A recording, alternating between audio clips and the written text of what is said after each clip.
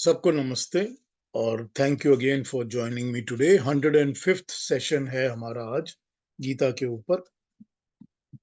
जो चल रहा है अभी विषय हमारा मन और मन के संकल्प और मन के कंट्रोल के ऊपर और सब भाव के ऊपर और ईश्वर को पाने के लिए इन सब चीजों पे हमारा 6th चैप्टर चल रहा है। एक पुराना गीता का पहले का श्लोक, 3rd चैप्टर का श्लोक मुझको ध्यान में आ गया। आज उसी से शुरू करते हैं। 341 है ये, 3rd चैप्टर का 41।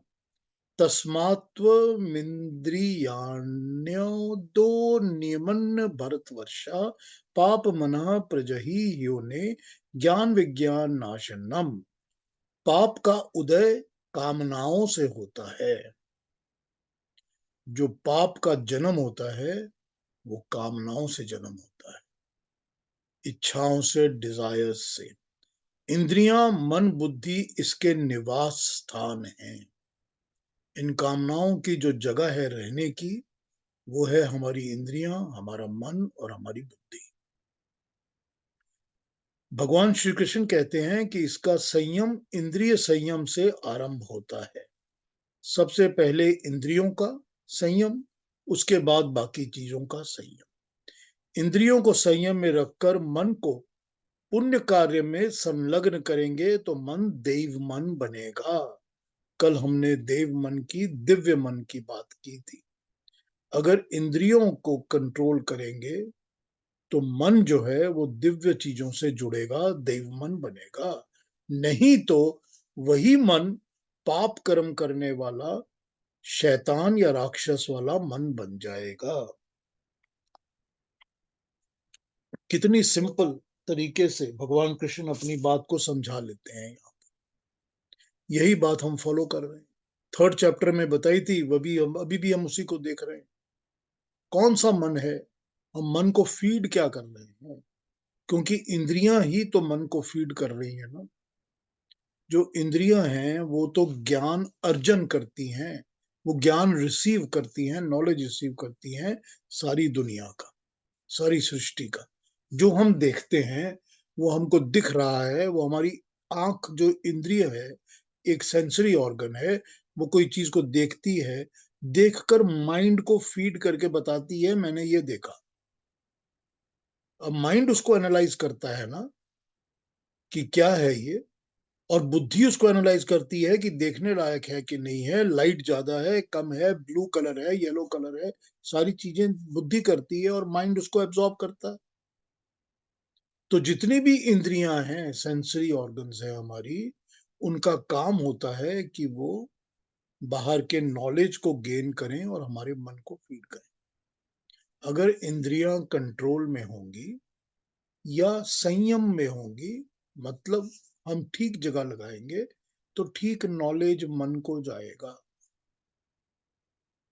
अगर इंद्रियां ही पाप के कर्मों में लगी रहेंगी तो फिर नॉलेज भी तो पाप वाला ही जाएगा मन के अंदर। बड़ी सिंपल सी प्रिंसिपल है ना, बहुत सिंपल तरीका है इस बात को समझने के लिए कि किस तरह से इंद्रियां ही कंट्रोल करती हैं हमारे मन को, और फिर वो मन दिव्य मन, दैवीय मन बनेगा या वो मन शैतान का मन बनेगा। यही भगवान कृष्ण यहां बताते हैं। बड़ा सिंपल साइकोलॉजिकल प्रिंसिपल है जिसको कि हम डिनाई कर ही नहीं सकते। We can not say that it is. जबान पे जब हम खाना रखेंगे और दिल करेगा कि बस ये रसगुल्ला ही रोज दिन में 25 बार खाया जाए, तो हमने वो मैसेज अपने मन को भेज दिया और मन तैयार हो गया कि हाँ भाई, मेरे को रोज यही खाना है, अब यही मन कर रहा है। तो मन को तो हमने एक इंफॉर्मेशन फीड कर दी ना, वो फीड के ऊपर ही फिर वो रिफ्लेक्ट करके हमारे सामने आएगा। यही भगवान कृष्ण यहाँ बताते हैं। हाँ बहन जी, आप क्या पूछ रही थी, पूछिए, फिर उस पर बात करता हूँ, उसके बाद आगे बात करेंगे। नहीं, आपका माइक ऑफ है। हाँ जो कल श्वेता ने पूछा था हाँ आत्मा जी। के बारे में, उसी के बारे में है कि थोड़ी कंफ्यूजन है कि कहा गया था कि पहले स्थूल आत्मा आती है, उसके बाद सूक्ष्म सूक्ष्म आत्मा आती है। तो दो आत्माएं तो हो नहीं सकती, तो इसका ये मतलब है कि एक ही आत्मा के कई भाग हैं। देखिए, जैसे ये समझना इस तरह पड़ेगा कि हम ये कहते हैं कि जो हमारा शरीर है वो हमारे शरीर के चार भाग या चार रूप हैं। स्थूल शरीर, सूक्ष्म शरीर, कारण शरीर, तुर्रीय शरीर। इस तरह से चार अलग अलग डिवाइडेड हैं। स्थूल शरीर वो होता है जिसमें मैं और आप और सब इस वक्त हैं, हमारा शरीर है, फिजिकल बॉडी जिसको कहा जाता है कि ये फिजिकल बॉडी है हमारी। जो सूक्ष्म शरीर है उसको कहा जाता है एस्ट्रल बॉडी, यानी कि वो बॉडी जिसमें हम मरने के बाद या जन्म लेने से पहले हमारे पास कोई बॉडी नहीं होती, लेकिन वो एक चार उसके अंदर अंग रहते हैं जिसको हम अंतःकरण चतुष्टय कहते हैं, यानी कि मन, बुद्धि, चित्त और अहंकार। ये मन, बुद्धि, चित्त और अहंकार तब भी रहते हैं और इन्हीं के साथ हम स्थूल शरीर में वापस आते हैं जब हमको आना होता है।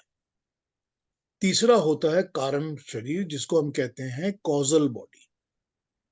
कॉजल बॉडी वो होती है कि जिसके अंदर जब ये सृष्टि खत्म हो जाएगी, जब हम इस दुनिया में नहीं होंगे, ये दुनिया ही नहीं होगी, खत्म हो जाएगी पूरी की पूरी, तब भी तो हम एग्जिस्ट करेंगे। तब भी हम जब एग्जिस्ट करेंगे तो हमारी आत्मा के साथ उस वक्त ये कॉजल बॉडी कारण शरीर होगा। कारण शरीर का मतलब होता है वो शरीर जिसके कारण हमको दोबारा जन्म लेना पड़ता है। तो जब हमको जन्म लेना ही है, चाहे वो 10 लाख साल बाद हो, चाहे जब भी हो, जब भी क्रिएशन बनेगी और हमको दोबारा आना पड़ेगा, तो आना पड़ेगा क्योंकि वो कारण, कॉजल, कॉज स्टिल एग्जिस्ट्स। और लास्ट बोलते हैं तुरीय शरीर। तुरीय शरीर वो होता है जो रहता ही नहीं, कुछ भी नहीं होता, परमात्मा में जब मिल जाता है तो वो फिर ऑप्शनल बन जाता है, जैसे कि भगवान कृष्ण का था कि जब आपको दिल करेगा कि मुझको एक शरीर चाहिए, तो आप अपने तुरीय शरीर के थ्रू बाकी के तीनों शरीरों को पा सकेंगे। ये हो गई मोटी मोटी एक्सप्लेनेशन शरीर की। ठीक इसी तरह से चार भाग आप आत्मा के कर लीजिए। एक ही आत्मा के चार भाग। जो सूक्ष्म आत्मा होती है वो ट्रैवल करती रहती है इधर उधर। वो देखती रहती है कि कहाँ मेरे को अगले जन्म के लिए जगह मिल गई है, कहाँ मेरे को कौन से वूम्ब में मेरे को ट्राई करना है, कौन से स्पर्म में मेरे को जाना है। ये सारे काम सूक्ष्म आत्मा करती। लेकिन जब बॉडी की प्रेगनेंसी के अंदर, बच्चे के अंदर आत्मा आ जाती है तो वो स्थूल आत्मा होती है जो आ जाती है। अब जब हम लोगों के पास ये सृष्टि नहीं है लेकिन हमने कहीं ना कहीं एग्जिस्ट करना है, तो वो हमारी कारण आत्मा एग्जिस्ट कर रही होती है, ताकि हम अगले बार जब क्रिएशन बनेगी, पूरी सृष्टि बनेगी, तो हम उस आत्मा के साथ जन्म लेंगे। वो आत्मा हमारी जन्म लेगी। वो कॉज है, कॉजल है, कारण है। किस चीज का? हमारी अपनी ही संस्कारों का कारण है वो। जो संस्कार, जो छाप हमने डाले हुए हैं आत्मा पर, उनका वो कारण। तुरीय आत्मा वही हो गई जो कि फिर एग्जिस्ट ही नहीं करेगी और जिसको मोक्ष मिल चुका है। अब वो मोक्ष प्राप्त की हुई आत्मा जिसको कि पूरी तरह से मुक्ति मिली हुई है, भगवान कृष्ण कहते हैं कि वो आत्माएं जिनको मुक्ति मिली है, जब वो योग सिद्ध होती हैं, योग सिद्ध, जब वो प्रकृति पर अपना कंट्रोल करती हैं, वो प्रकृति की कंट्रोल में नहीं होती, नेचर उनको कंट्रोल नहीं करती, वो नेचर को कंट्रोल करती हैं। ऐसी आत्माएं जब तुरीय अवस्था में होती हैं, तो जब भी उनका दिल करता है वो दोबारा इस पृथ्वी पर जो भी पर्पस हो उस पर्पस के लिए आती हैं। अब ये समझ लीजिए आप इस तरह से कि इन सारी आत्माओं के साथ इन सारों का शरीर, आप कह सकती हैं, कपल्ड टुगेदर है। We can say that because जब मृत्यु होती है मनुष्य की और स्थूल आत्मा उसकी चली जाती है ऊपर बादलों में, और जब उस स्थूल आत्मा को दोबारा जन्म लेना होता है तो वो स्थूल आत्मा अपने उसी सूक्ष्म शरीर को दोबारा पकड़ लेती है अंतरिक्ष से।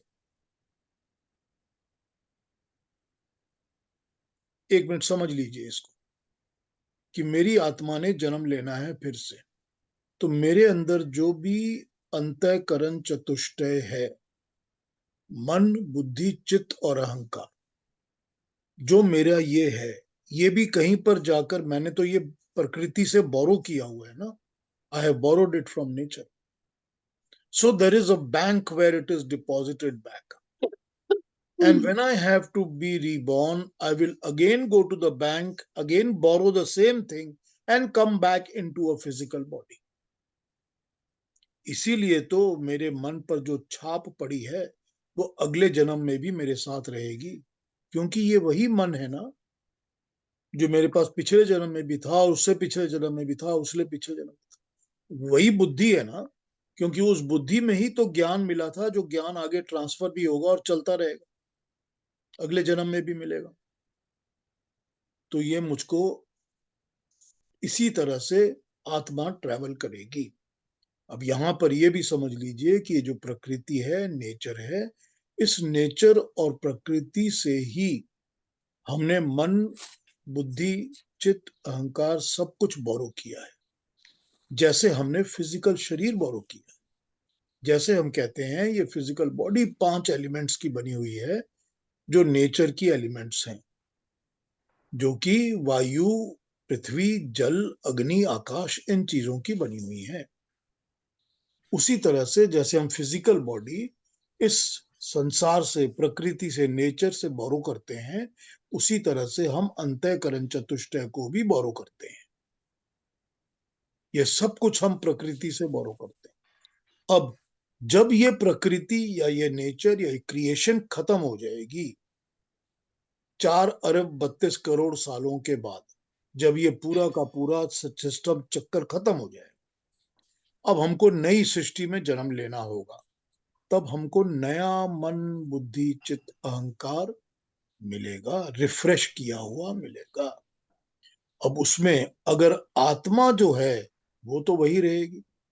आत्मा पे जो छाप लगी हुई है कि आत्मा के अंदर जो संस्कार पड़े हुए हैं, फिर वो आत्मा उसी तरह से नए मन, बुद्धि, चित्त, अहंकार को इन्फ्लुएंस करेगी और उसी तरफ लेके चलेगी। इसीलिए जब नई क्रिएशन बनेगी तो उसमें भी कुछ लोग तो ऋषि, मुनि, साधु, संत अच्छे होंगे, लेकिन कुछ लोग आसुरी प्रवृत्ति वाले भी होंगे, असुर भी होंगे।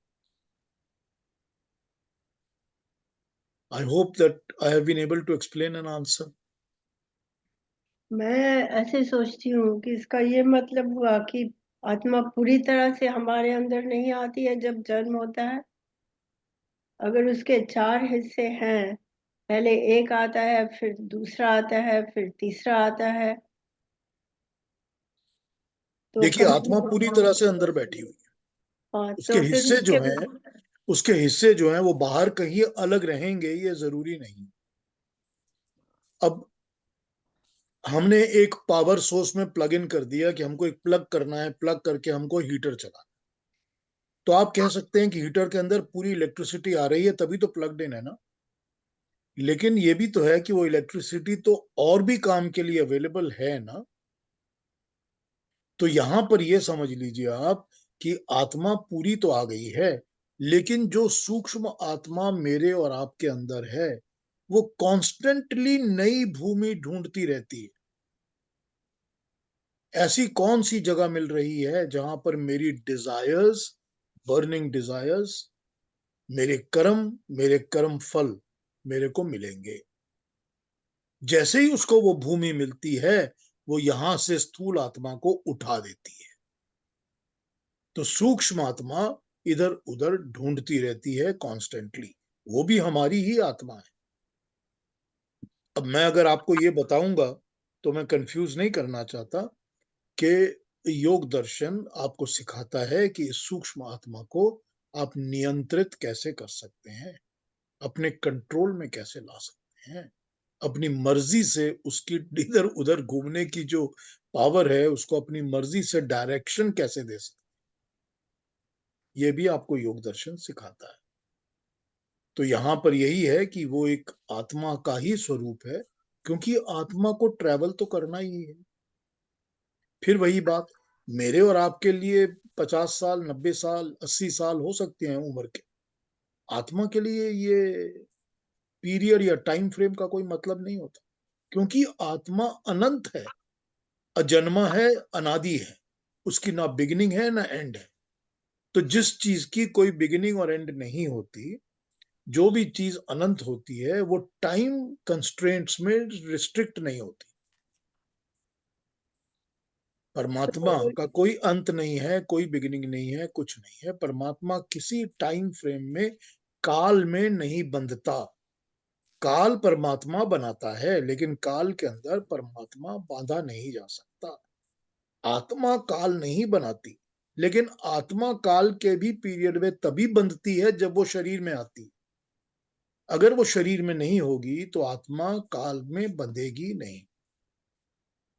आत्मा को, क्योंकि उसका कोई एंड नहीं है और कोई बिगिनिंग नहीं है, इसीलिए आत्मा किसी टाइम फ्रेम में रिस्ट्रिक्ट नहीं होती कि 80 इयर्स है या 90 इयर्स है या 10 इयर्स है कि 2 साल है। वो तो जन्म लेता है बच्चा, और उसके अंदर सॉलिड स्थूल आत्मा आ गई है, लेकिन पेट में रहते रहते ही उसकी सूक्ष्म आत्मा दूसरी भूमि ढूंढने लग जाती है, क्योंकि उसने हमेशा ही ढूंढना है, वो उसकी नेचर है। वो दूसरी जगह ढूंढती रहती है कि मैं कहाँ जा सकती हूँ। कुछ क्लियर हुआ या अभी भी कंफ्यूजन है? भी सोचना पड़ेगा। इसका इसका ये मतलब कि हमने आत्मा को बोरो किया हुआ है, और हमें एक भाग अब मिल रहा है, फिर दूसरा भाग थोड़ी देर बाद मिलेगा, तीसरा भाग नहीं, फिर बाद मिलेगा। नहीं, आप कंफ्यूज कर रहे हो। ये कह सकते हैं कि वो जो बिल्कुल नहीं। आत्मा है उसके कुछ एक्टिविटीज डॉर्मेंट हैं या एक्टिव नहीं हुए भी, और उनको ये कहे कि चार हिस्से हैं या जो बाकी के हिस्से भी जो हैं अभी एक्टिवेट नहीं हुए, इसलिए उसको उसका नाम एक और नामकरण कर दिया गया। सारे के सारे कॉन्स्टेंटली ऑलवेज एक्टिवेटेड हैं। सारे के सारे एक्टिवेटेड हैं। सारा अपना अपना काम कर रहे हैं, लेकिन उनकी एक्टिविटीज क्योंकि अलग हैं, उनमें से कुछ ऐसी हैं जिनकी एक्टिविटीज बहुत प्रोमिनेंट हो जाती हैं एक टाइम पर, कुछ हैं जिनकी प्रोमिनेंट नहीं होती, साइलेंट एक्टिविटीज होती हैं। एक्टिवेटेड वो सारी की सारी है। एक ही आत्मा है, उसी के चार अलग अलग, क्या कहा जाए उनको, एक्टिविटीज हैं। आत्मा एक ही है, एक्टिविटीज अलग अलग है, और वो सारी की सारी एक्टिवेटेड हैं। हमने आत्मा को कहीं से बोरो नहीं किया। आत्मा हमारी अपनी है। हमारी, मेरे अंदर जो आत्मा है वो मेरी ही आत्मा है। मैं वही हूं। वो मैं बोरो नहीं करता। आत्मा बदलती नहीं कभी भी, ना इंटरेक्ट होती है ना चेंज होती है। आत्मा एक ही है, वही जीवात्मा है। उसी को रूह कहते हैं, सोल कहते हैं, सब कुछ उसको ही कहते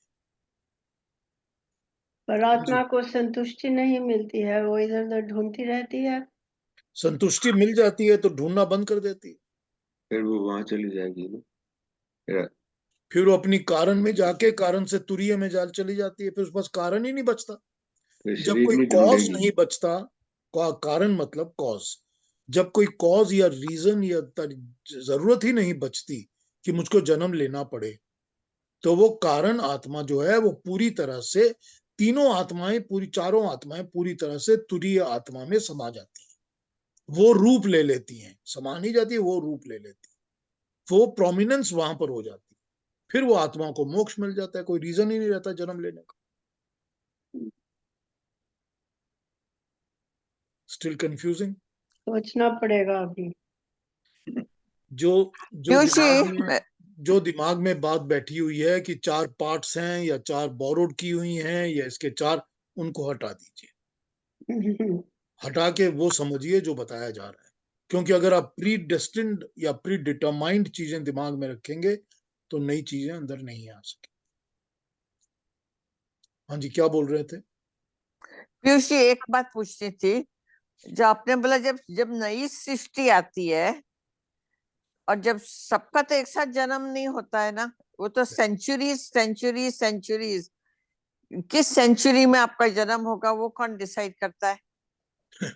डिसाइड करने वाला परमात्मा है ना, सब पर कुछ वो वही बात डिसाइड ठीक है करता ना, है, वही डिसाइड करता उसी सेंचुरी में नहीं होता, इस अलग अलग सेंचुरीज है। में ये सबका देखिए जन्म होता है देखिए ना। देखिए देखिए, मुझे नहीं पता कि जब ये नई सृष्टि नई क्रिएशन बनी थी तो आप में से कोई ऋषि या मुनि बन के जन्म लिया होगा, और कोई हम जैसे मेरे जैसे लोग हो सकता है कि कोई कीड़ा मकोड़ा बनकर या मछली बनकर जन्म लिए हो। ये तो पता नहीं है ना, ये तो पता ही नहीं है ना। ये तो आत्माएं सब एक साथ मनुष्य का जन्म लेती हैं या नहीं, ये जरूरी नहीं है ना कि ह्यूमन हाँ, फॉर्म में ही आएंगी, ये जरूरी नहीं है। फॉर्म्स तो दुनिया में इतनी सारी योनियां या इतने सारे फॉर्म्स क्रिएशन में चलते रहते हैं ना हमेशा। तो सब आत्माएं एक साथ जन्म एक साथ आ जाती है नहीं, ये सृष्टि में? जरूरी नहीं है, ये जरूरी नहीं है, ये कोई जरूरी नहीं है कि एक साथ आएंगी, बिल्कुल जरूरी नहीं है कि जैसे आपने कहा कि सभी आत्माएं एक साथ जन्म नहीं लेंगी, हर एक आत्मा का अपना अपना वो है कब आएगी। तो हो सकता है एक इस समय वो सभी एक जैसी, हम सभी बैठे हैं, हमारी आत्माएं इकट्ठे फिर से आएंगी या नहीं, ये कोई नहीं कह सकता, वो हमारी आत्मा पे डिपेंड करेगा। और वो ईश्वर के साथ सलाह करके जो भी होगा, हो सकता है अगले युग में एक आत्मा ना ही आए, मुझे नहीं जाना। और ईश्वर से, अगर ईश्वर मान जाए तो आप नहीं आएंगे। ये मुझे नहीं जाना डिपेंड करता है ना ईश्वर पर। हाँ, वही हमारी हमारी मर्जी नहीं होती ना। वही कह रहा हूँ, ईश्वर डिसाइड करेगा। लेकिन बिल्कुल, जरूरी नहीं है कि सभी एक जैसे एक ही साथ आएंगे। ये जरूरी नहीं, ठीक बात। अभी भी बहुत सारी आत्माएं होंगी ऊपर, आई कांट अपना से राह दैट। देख रही होंगी, आने का समय देख रही होंगी। मैं नहीं बता सकता इस बात को, है कि नहीं है या कितनी है, आई कांट से। लेकिन जो पीयूष जी ने कहा कि अगर तुझे आत्मा हो गई तो वो राह देखेगी नहीं, उसके अपने डिपेंड करता है कि कब ईश्वर से कहना है, और फिर ईश्वर डिसाइड करेगा कि कब जाना ठीक बात। हो सकता है हमारी ही आत्मा ढूंढ रही हो है। क्या ढूंढ रही हूँ? कि कहीं और कहाँ जाना है। तो क्या कहा, वो तो कॉन्स्टेंटली ढूंढ रही है, वो तो है ही है। मेरी सूक्ष्म आत्मा डिसाइड कॉन्स्टेंटली ढूंढ रही है कि मुझे कहाँ जाना है, कॉन्स्टेंटली ढूंढ से रही आती। है। और वो कॉन्स्टेंटली ढूंढने वाले को ही जैसे ही नई जगह मिलती है वो इस बॉडी को छोड़ देती है, इसीलिए डेथ होती है। कभी कभी वो डेथ की प्रिपरेशन होती रहती है, होती रहती है, होती रहती है, शरीर करता रहता है कि चलो भाई कहीं जाओ, मगर आत्मा को मिलती ही नहीं है जगह, तो 10 साल 12 साल बिस्तरे पर ही पड़ा रहता है आदमी। लेकिन कभी कभी इंस्टेंटली मिलती है जगह, बस हार्ट फेल हुआ और आत्मा चली गई। जो कहते हैं अकस्मात मृत्यु हो गई, और कई कहते हैं कि 6 साल वही तक बात है, बीमार रहे, बिल्कुल। बहुत कष्ट झेला। यही सारा कुछ है कि वो कैसे आत्मा को कब जगह मिलेगी, नई जगह, suitable place for burning desires and कर्म फल, दोनों चीजें बहुत जरूरी हैं। हाँ, अरुणा जी क्या पूछना चाहती हैं, पूछिए। जी, मेरा जो सवाल है ना वो पहले एक अजम्पशन के ऊपर है। वो अजम्पशन ये है कि मैंने कहीं सुना है या पढ़ा है कि हर एक व्यक्ति को जन्म से ही उसकी उम्र कितनी होगी, उसकी संतति, उसका ज्ञान, ये प्री डिसाइडेड होता है। क्या ये सही है?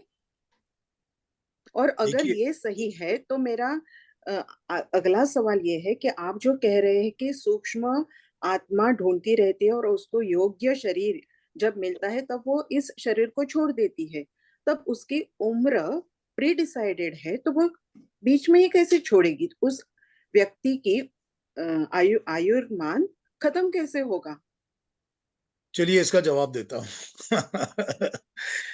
देखिए, मैंने आपको बताया था कि जो सर के पीछे और गर्दन के ऊपर की जगह है, यानी कि मॉड्यूला ऑब्लोंगाटा है, यहाँ पर पीछे एग्जैक्टली जहां पर हेड और रीढ़ की हड्डी मिलती है, वो जगह ऐसी होती है जहां पर जन्म लेने से पहले, बिफोर वी आर बॉर्न, हमको परमात्मा ये ज्ञान देता है कि तुम कौन सी योनि में जन्म लेने वाले हो।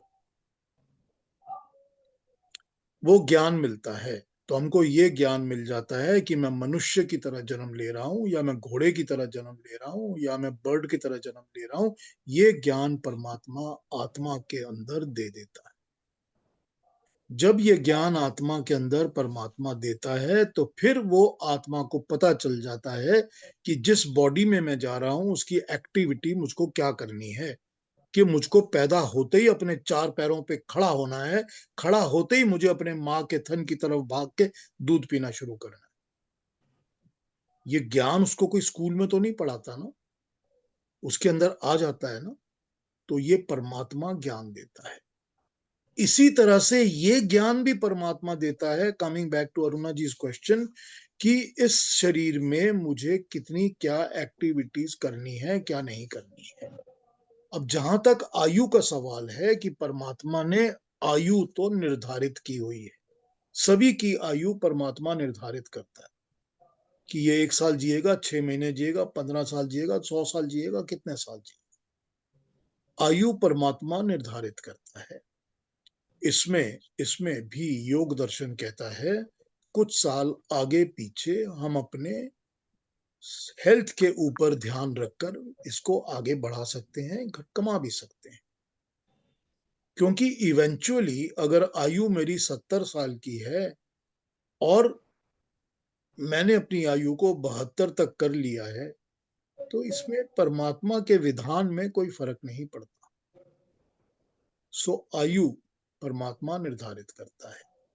अब अगर सूक्ष्म आत्मा ढूंढती रहती है और उसको नई भूमि मिल जाती है, तो मुझे ये समझाइए कि हाउ डज इट मैटर।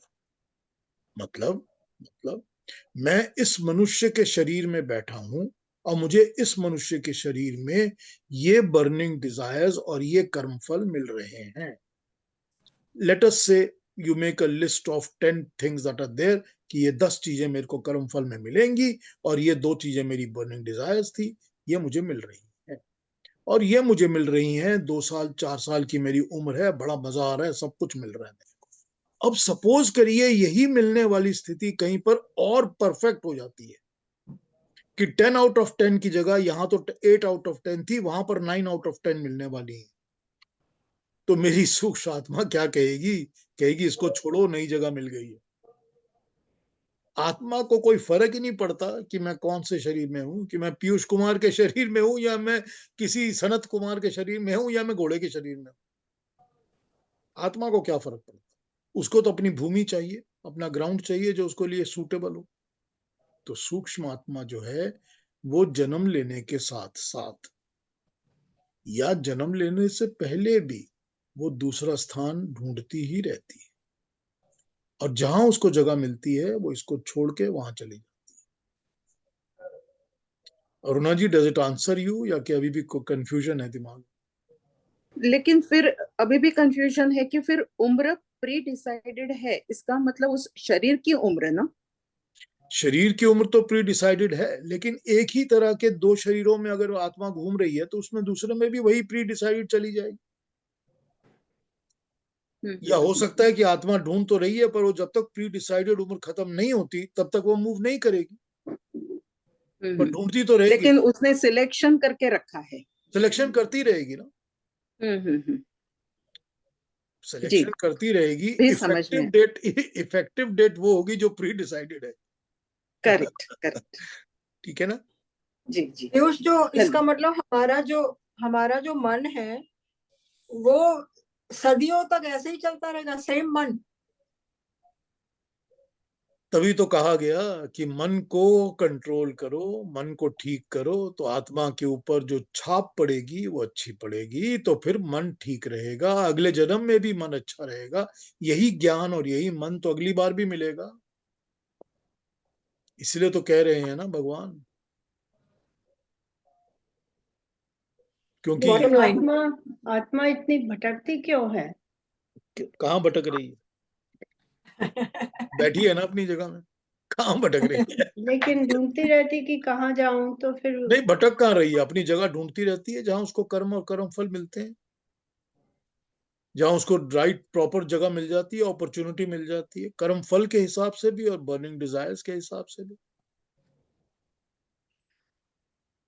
यही तो परमात्मा की न्याय व्यवस्था है ना। कर्म फल तो उसने देने ही है हमको, हम जो कर्म करेंगे उसका कर्म फल तो मिलेगा ही मिलेगा। और जो हम मांगेंगे उससे कि हमको ये दो परमात्मा, वो हमको देगा, क्योंकि वो दयालु है, दयालु भी है और न्यायकारी भी है। एक और भी कहते हैं ना कि एक तो कहते हैं ना कि निर्धारित आयु है हर किसी की। दूसरे ये भी कहते हैं कि जितने श्वास भी निर्धारित हैं। आयु का मतलब श्वास ही है, हाँ, श्वास से ही आयु। यदि आप ज्यादा उत्तेजित रहेंगे तो श्वास ज्यादा लेंगे तो आयु में ऊपर नीचे का असर पड़ सकता है।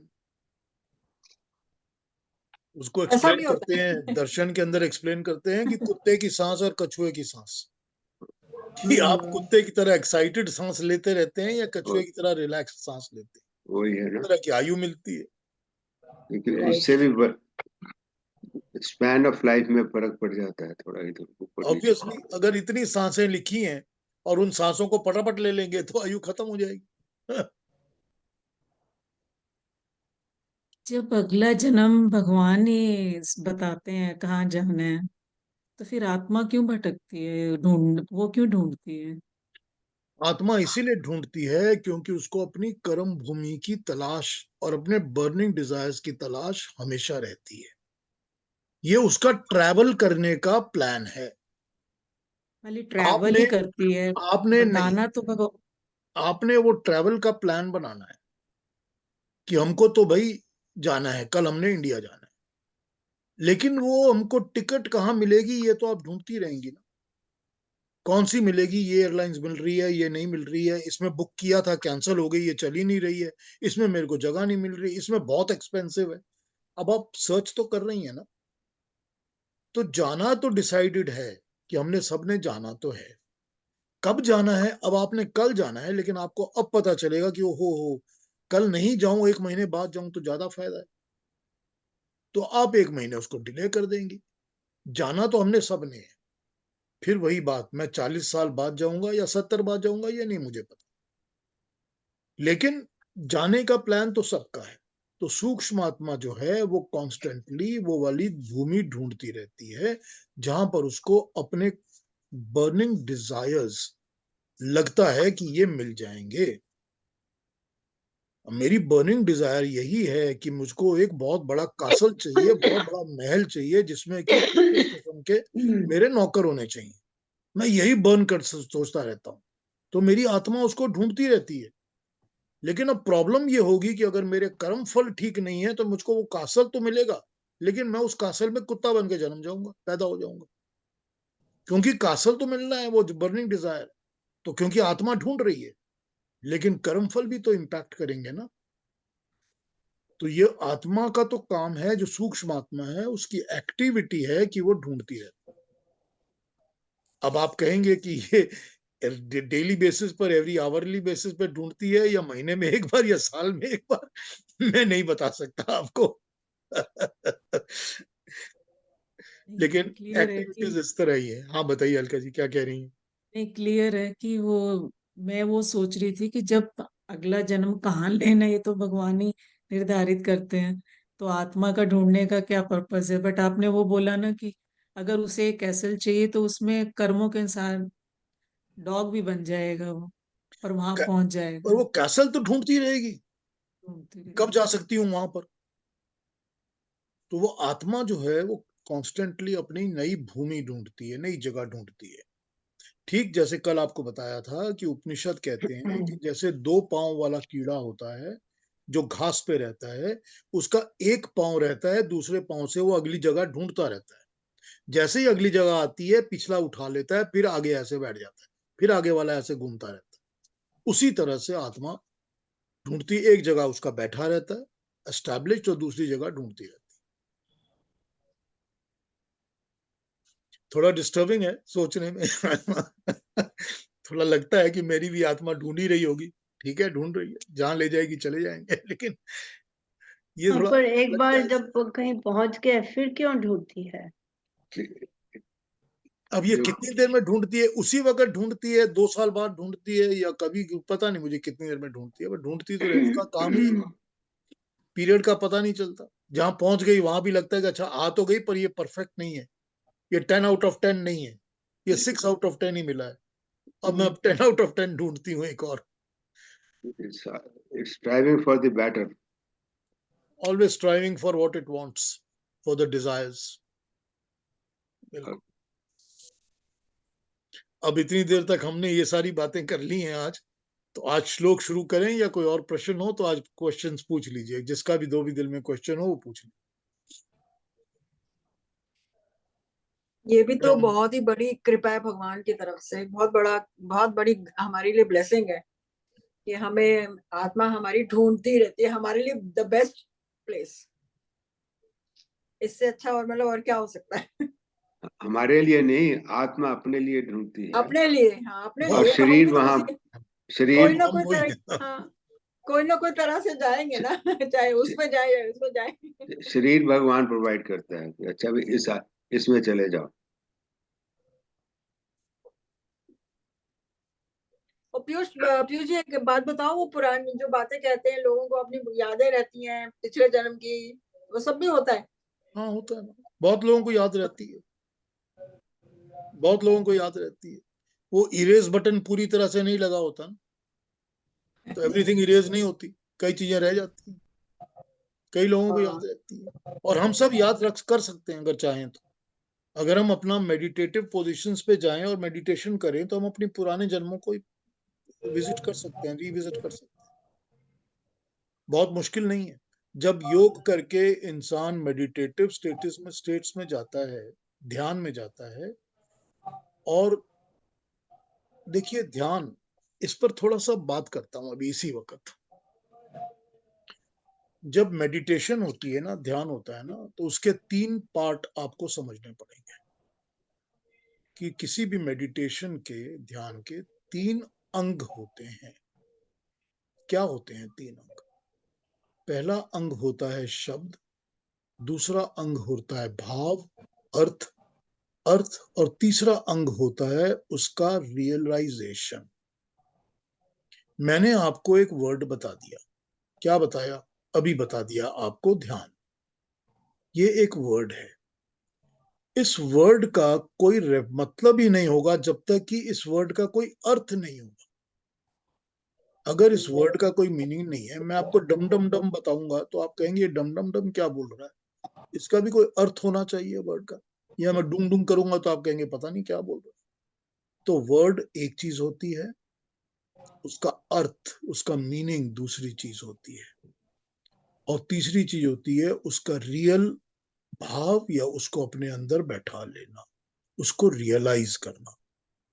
जब मनुष्य ध्यान लगाता है तो शब्द जो है वो वैनिश हो जाता है, जो वर्ड है वो वैनिश हो जाता है, जो अर्थ है वो एकदम हल्का हो जाता है।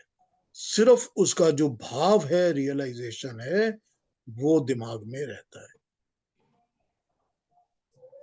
तो जब तक कोई भी इंसान जो मेडिटेशन कर रहा है, उसके पास शब्द और अर्थ मौजूद हैं, तब तक उसकी मेडिटेशन हुई ही नहीं है।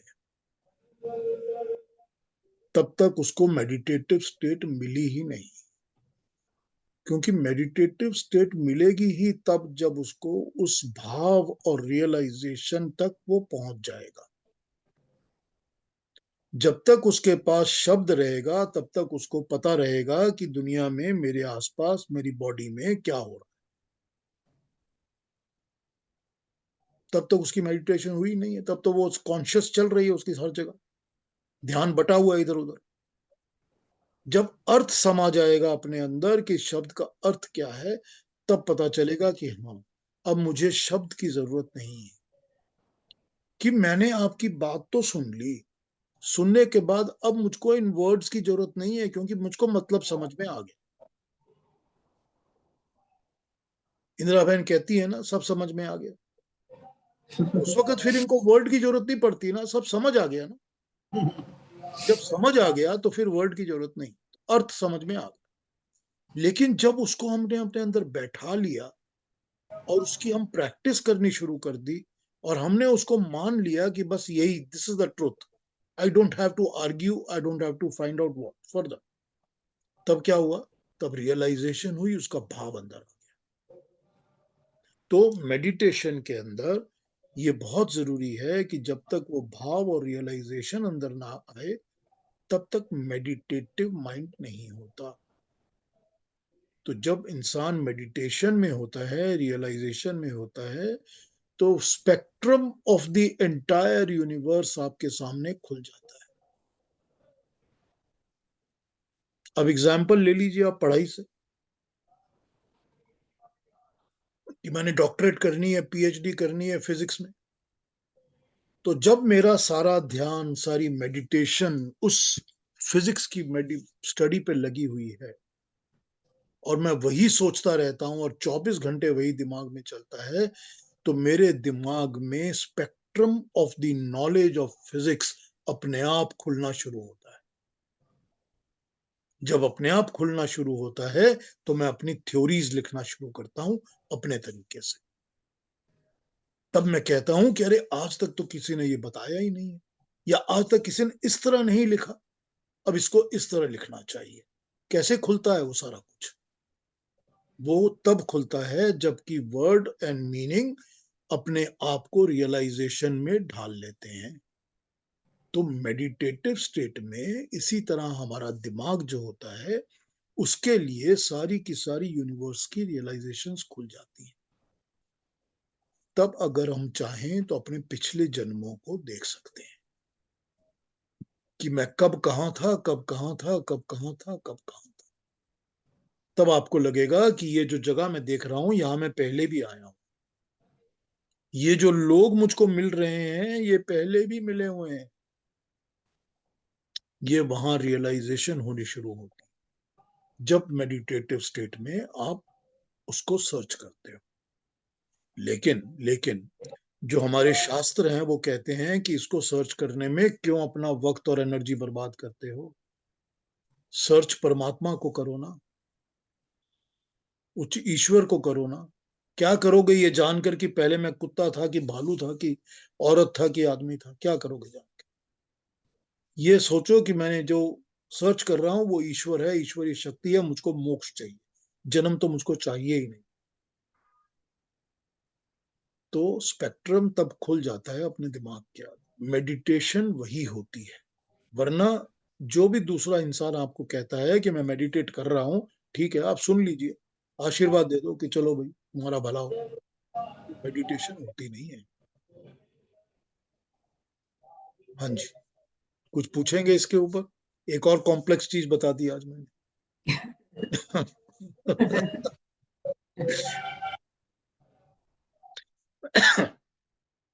सॉरी, कंफ्यूज करने का मेरा वो नहीं रहता, पर्पस नहीं रहता। कॉम्प्लेक्स चीज बताई पर सिंपल शब्दों में बताई। वही कोशिश करता हूँ ना मैं, यही कोशिश करता हूँ कि सब समझा सकूं अच्छी तरह, तो प्रॉपरली। जीवन ही इतना कॉम्प्लेक्स है कि उसको समझना सिंप्लीफाइड में ही समझ में आता है। यही एक बात है ना, देखिए, चीजों को अगर हम समझेंगे तो ये, जैसा कि हमारी बहन ने भी कहा था, कि इसके ऊपर सोचना पड़ता है। तो हम्म ये आस्ते आस्ते चीजें अंदर समाती हैं, बैठती हैं। हम्म लेकिन वही होता है ना कि मैंने जैसे आपको बताया कि शब्द तो आपने सुन लिए, अर्थ भी आपको समझ में आ गए। जब इसकी रियलाइजेशन और भाव अंदर बैठेंगे तो सच्चा ज्ञान पक्का हो जाएगा। तब ये बातें एकदम हम्म घर कर जाएंगी कि now they have found a grounding. हम्म फिर पता चलेगा कि अगली बार जब लगेगा कि मैंने इस पर कुछ सोचना है, तो पता चलेगा कि ये तो मैंने सोचा हुआ है, ये ठीक है, परफेक्ट है, यही ऐसे ही होना चाहिए। द वे ऑफ फिर थिंकिंग जो हमारी इंसाइट्स है, आने लगती है ना। बिल्कुल इंसाइट आने लगती हाँ। है। हर चीज में इसी तरह इंसाइट आती है। अरुणा जी कुछ पूछेंगे अब? जी, मुझे ये पूछना था, हाँ फिर जी। से मैं वो सूक्ष्म शरीर के जो ढूंढती रहती है उसके ही बारे में एक कंफर्मेशन आपसे लेना चाहती हूँ या डिस्कस कि फिर वो तो रियल टाइम सिस्टम जैसा काम करती होगी ना, क्योंकि मैं जब 25 साल की थी तब मेरी जो आत्मिक उन्नति थी उसमें इवोल्यूशन हो गया। आज 60 साल की जब मैं हो गई तब मेरी सूक्ष्म आत्मा वही चीज नहीं ढूंढेगी ना, वो तो अभी जो मेरी स्थिति है आत्मा की उस हिसाब से तो उसमें भी इवोल्यूशन होता जाएगा ना, उसके ढूंढने के जो डेस्टिनेशंस है वो डेस्टिनेशंस बदलते जाते जाएंगे। Very good question, very good question. देखिए, जो आत्मा और आत्मा के अंदर बैठे हुए राग द्वेष इच्छा प्रयत्न है, वो बहुत ज्यादा चेंज नहीं होते। आत्मा के अंदर ज्ञान नया बैठ सकता है, प्यूरिफिकेशन हो सकता है, ज्यादा खराब हो सकती है, अच्छी हो सकती है, कॉन्स्टेंटली होती रहती। लेकिन आत्मा के अंदर जो भी आपकी इच्छा द्वेष राग प्रयत्न ये सब हैं, वो सुख दुख उनका एक भाव कई जन्मों से जो छपा हुआ है वो वैसा ही है। अगर मेरी एक आत्मा ऐसी है जो कि हमेशा इन्हीं चीजों को ढूंढती है, तो वो उन्हीं चीजों को ढूंढती है, उसमें थोड़ा सा माइन्यूट डिफरेंस हो सकता है जो नए जन्म का छाप पड़ जाए। ये 20 साल 50 साल में जो छाप पड़नी है वो पड़ गई। तो क्या पड़ गई छाप? कि पहले मैं ये ढूंढता तो था कि मुझको एक अच्छी फैमिली चाहिए, अच्छा परिवार चाहिए, अच्छे माता पिता चाहिए। अब मैं ढूंढ रहा हूं कि वो वाले चाहिए जहां पर मेरे को वैदिक विद्या मिले। तो अच्छा तो अभी भी मेंटेन्ड है ना, थोड़ी सी फाइन ट्यूनिंग हो गई है ना। तो जी फाइन ट्यूनिंग थोड़ी इधर उधर हो सकती है, लेकिन बेसिक जो उसके अंदर होती है ना डिजायर्स, वो जन्मों जन्मों से बैठी हुई होती है। तो इस जन्म की भी जो डिजायर्स होंगी वो भी एक तरह से छाप बनकर थोड़ी सी परसेंटेज को बढ़ा देंगी, लेकिन लेकिन आत्मा वही भगवान ढूंढेगी। श्री कृष्ण ने तो बताया है कि आप इस उम्र में इस जन्म में जो प्रगति करेंगे वो अगले जन्म में कैरी फॉरवर्ड होगा, उससे बिल्कुल। आगे आपकी प्रगति होगी। तो मैंने इस जन्म में क्या किया फिर, अगर मुझे स्लाइट चेंज होने वाला है तो ऐसे कैसे? मैंने तो बहुत मेहनत की है, मन को बहुत कंट्रोल में लाया है, तो क्यों मेरा सिर्फ फाइन ट्यूनिंग ही होगा? नहीं तो मेजर यही तो चेंज फाइन क्यों नहीं ट्यूनिंग आया? है ना, यही फाइन ट्यूनिंग है ना, यही तो फाइन ट्यूनिंग है कि मेरे मन में जो पहले नहीं था कंट्रोल, मेरे मन में जो ज्ञान नहीं था, अब वो ज्ञान और कंट्रोल आ गया है। तो अब वो ज्ञान और कंट्रोल की छाप भी आत्मा पे पड़ गई है, तो ये अब फाइन ट्यूनिंग की मौका मिल गया है। अब मैं वो फाइन ट्यूनिंग वाली चीज कर रहा हूं, और ये कैरी फॉरवर्ड तो होगा ही होगा, क्योंकि पहला भी तो कैरी फॉरवर्ड हुआ है ना। इसके पहले जो था वो भी तो आत्मा के साथ जुड़ के कैरी फॉरवर्ड होके इस जन्म में आया है। तो इस जन्म में जो मिल रहा है वो भी कैरी फॉरवर्ड हो जाएगा इसी तरह, क्योंकि वो आत्मा में जुड़ जाएगा, चिपक जाएगा। फिर वही फाइन ट्यूनिंग। पहले भी तो फाइन ट्यूनिंग थी, तो पहले फाइन ट्यूनिंग वही थी कि मेरे को एक अच्छे माता पिता के घर की तलाश है, कि मेरे को विद्या अच्छी मिले, स्कूलिंग अच्छी मिले, ग्रेजुएशन अच्छी मिले, काम दाम अच्छा मिले। ये सारी एक ट्यूनिंग पहले डिजायर्स आत्मा की थी ना। अब उन डिजायर्स में फाइन ट्यूनिंग ये हो गई है कि अब मेरा मन और प्योर हो गया है, अब मुझे गलत चीजें नहीं चाहिए, अब मुझको ज्ञान चाहिए। जो मुझे ज्ञान मिल रहा है ये और भी ज्यादा ज्ञान चाहिए। तो ये हो गई ना फाइन ट्यूनिंग। डिजायर्स बहुत ज्यादा उस तरह की, थोड़ी सी शेपिंग इधर उधर हो जाती है। जी, यस, अंडरस्टूड। Too confusing? नहीं नहीं नहीं, नाउ इट इज क्लियर। हाँ जी, और कोई कुछ कहेंगे, पूछेंगे? प्रभा जी, ठीक था सारा कुछ? बहुत बढ़िया पीयूष जी, अपने हृदय के द्वार की परतें जो हैं परत दर परत खोलते जा रहे हैं। बहुत अच्छे। काफी कुछ समझ में आया, काफी कुछ माइंड में कंफ्यूज हो रही हूँ, वो चल रहा है अभी। ठीक है। हाँ जी, और कोई बात? कोई और क्वेश्चन? अलका जी, कोई क्वेश्चन है अभी भी मन में?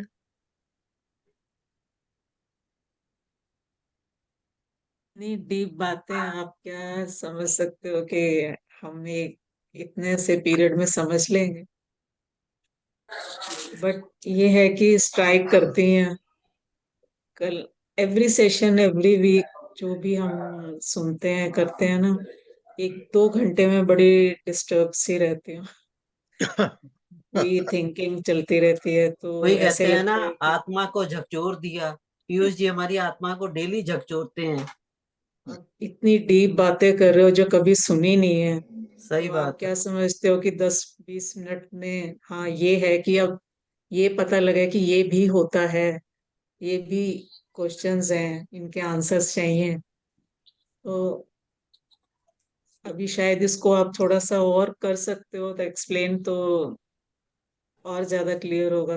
बट डेफिनेटली पूरा क्लियर नहीं है। सही। देखिए, ज्ञान तो ऐसा ही होता है ना, ज्ञान तो एक लेवल के बाद अगले लेवल में और भी ज्यादा बड़ा होता है, उसके बाद में और डीप होता है, उसके बाद और डीप होता है। हम जो ग्रेड 5 में पढ़ते हैं, ग्रेड 10 में तो वो नहीं पढ़ते ना, वो तो डीप हो जाता है ना। और जब हम उसके बाद ग्रेजुएशन की किताबें उठाते हैं तो हमको पता होता है कि ये तो हमने कभी पढ़ा ही नहीं, पहले हमको पता ही नहीं है कुछ, इतना सब नया सब कुछ। तो ज्ञान तो इसी तरह बढ़ता है ना, कि अगले लेवल पर फिर और भी इन डेप्थ देखने को मिलता है। और फिर जब उस पर हम सोचते हैं तभी तो हमारे दिमाग के, थॉट के, थिंकिंग के दरवाजे खुलते हैं कि हाँ ये भी है और वैसा भी है। तो मैं तो वही कर रहा हूं ना, मैं तो उसके सीड डाल रहा हूं आप सबके अंदर, कि आप उस ज्ञान के सीड क्योंकि को समझ। आएगी, जितनी क्यूरियोसिटी बढ़ेगी उतना ही पूछ पाएंगे कुछ। बिल्कुल ठीक बात है ना। आपके सेशन के बाद मेरे हस्बैंड पूछते हैं, आज तूने क्या सीखा, आज तेरी क्लास में क्या हुआ। मैंने उनको बोला कि मुझे वो अभी तक ना बड़ा वो करता है कि स्ट्राइक, आज तक हम अपने मन को दोष देते रहे हैं, मन बड़ा चंचल है, मन को ये चाहिए, मन ये कहता है करो। जबकि आपने बोला मन तो स्थिर होना चाहता है, हमने उसको चंचल कर रखा है ना। तो ये चीज, सारा दोष तो हमारा है और हम मन को दोष देते रहे अभी तक। और हमको दोष हमको सारा पीयूष सारा रोज सॉरी सारा दोष इंद्रियों का है। इंद्रियां भटकती रहती हैं इधर उधर और मन को तंग करती रहती हैं, और फिर मन मन मन के क्वेश्चंस के ऊपर वो नाचती हैं, वो ब्लेम करती हैं मन को। मन को, एग्जैक्टली। बिल्कुल, बिल्कुल ठीक है। हाँ जी, ज्योति क्या कह रही थी आप?